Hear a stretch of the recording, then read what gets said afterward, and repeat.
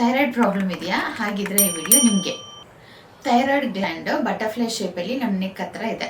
ಇದು ನಮ್ದು ಮೆಟಬಾಲಿಸಮ್ ಮತ್ತೆ ಅದರ್ ಬಾಡಿ ಫಂಕ್ಷನ್ಸ್ಗೆ ಸಪೋರ್ಟ್ ಮಾಡುತ್ತೆ. ಥೈರಾಯ್ಡ್ ಗ್ಲ್ಯಾಂಡ್ ಹೇಗೆ ಫಂಕ್ಷನ್ ಮಾಡುತ್ತೆ? ನಮ್ಮ ಬ್ರೈನ್ ಪಿಟ್ಯೂಟರಿ ಗ್ಲ್ಯಾಂಡ್ ಅಂತ ಇದೆ, ಅಲ್ಲಿ TSH ಹಾರ್ಮೋನ್ ರಿಲೀಸ್ ಆಗಬೇಕು. ಅದಕ್ಕೆ TRH ಸಿಗ್ನಲ್ ಕೊಡಬೇಕು. ಯಾವಾಗ TSH ಹಾರ್ಮೋನ್ ರಿಲೀಸ್ ಆಗುತ್ತೆ, ಇವಾಗ ಥೈರಾಯ್ಡ್ ಹಾರ್ಮೋನ್ ಫಂಕ್ಷನ್ ಸ್ಟಾರ್ಟ್ ಆಗುತ್ತೆ. ಇದನ್ನ T3 T4 ಅಂತ ಹೇಳ್ತೀವಿ. T4 ಇನ್ಆಕ್ಟಿವ್ ಫಾರ್ಮ್ ಅಲ್ಲಿ ಇರುತ್ತೆ, T3 active form. So T4 T3 ಆಗಿ ಕನ್ವರ್ಟ್ ಆಗುತ್ತೆ. ಇದರಿಂದ ನಮ್ದು ಮೆಟಬಾಲಿಸಮ್ ರೆಗ್ಯುಲೇಟ್ ಮಾಡೋದಕ್ಕೆ, ನಮ್ದು ಹಾರ್ಟ್ ಹೆಲ್ತ್ಗೆ, ಬ್ರೈನ್ ಫಂಕ್ಷನ್ಗೆ, ನಮ್ದು ಮೂಡ್ ಸ್ಟೆಬಿಲೈಸರ್ಗೆ, ಗಟ್ ಹೆಲ್ತ್ಗೆ, ನಮ್ದು ಗ್ರೋತ್ ಅಂಡ್ ಡೆವಲಪ್ಮೆಂಟ್ಗೆ ಸಪೋರ್ಟ್ ಮಾಡ್ತಾ ಇರುತ್ತೆ. ಕಾಮನ್ ಥೈರಾಯ್ಡ್ ಡಿಸಾರ್ಡರ್ ಅಂದ್ರೆ ಹೈಪೋಥೈರಾಯ್ಡಿಸಮ್ ಅಂಡ್ ಹೈಪರ್ ಥೈರಾಯ್ಡಿಸಮ್ ಅಂತ ಹೇಳ್ತೀವಿ.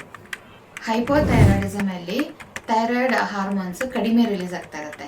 ಇದರಿಂದ depression, weight gain, tiredness, dry skin ಇರುತ್ತೆ. ಹೈಪರ್ ಥೈರಾಯ್ಡಿಸಮ್ ಅಲ್ಲಿ ಥೈರಾಯ್ಡ್ ಹಾರ್ಮೋನ್ ಜಾಸ್ತಿ ರಿಲೀಸ್ ಆಗ್ತಾ ಇರುತ್ತೆ. ಇದರಿಂದ ವೇಟ್ ಲಾಸು, ಆಂಗ್ಸೈಟಿ ಇಶ್ಯೂಸು, ಫಾಸ್ಟಾಗಿ ಹಾರ್ಟ್ ಬೀಟ್ ಆಗೋದು, ಸ್ವೆಟ್ಟಿಂಗು, ಈ ಥರ ಇಶ್ಯೂಸ್ ಜಾಸ್ತಿ. ಥೈರಾಯ್ಡ್ ಪವರ್ ಹೌಸ್ ಥರ, ಇದು ನಮ್ಮ ಬಾಡಿಯಲ್ಲಿ ತುಂಬ ಫಂಕ್ಷನ್ಸ್ನ ಕಂಟ್ರೋಲ್ ಮಾಡುತ್ತೆ. ಇದಕ್ಕೆ ಇಂಪಾರ್ಟೆಂಟ್ ಆಗಿ ಬೇಕಾಗಿರೋ ಮಿನರಲ್ ಸೆಲೇನಿಯಂ. ಯಾಕಂದ್ರೆ T4 T3 ಆಗಿ ಕನ್ವರ್ಟ್ ಆಗೋದಕ್ಕೆ ಹೆಲ್ಪ್ ಮಾಡೋದು ಈ ಮಿನರಲ್.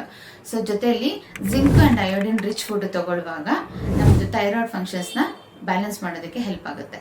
ಸೊ ಇಷ್ಟ ಆಗಿದ್ರೆ ಫಾಲೋ ಮಾಡಿ ಆ್ಯಂಡ್ ಲೈಕ್ ಮಾಡಿ.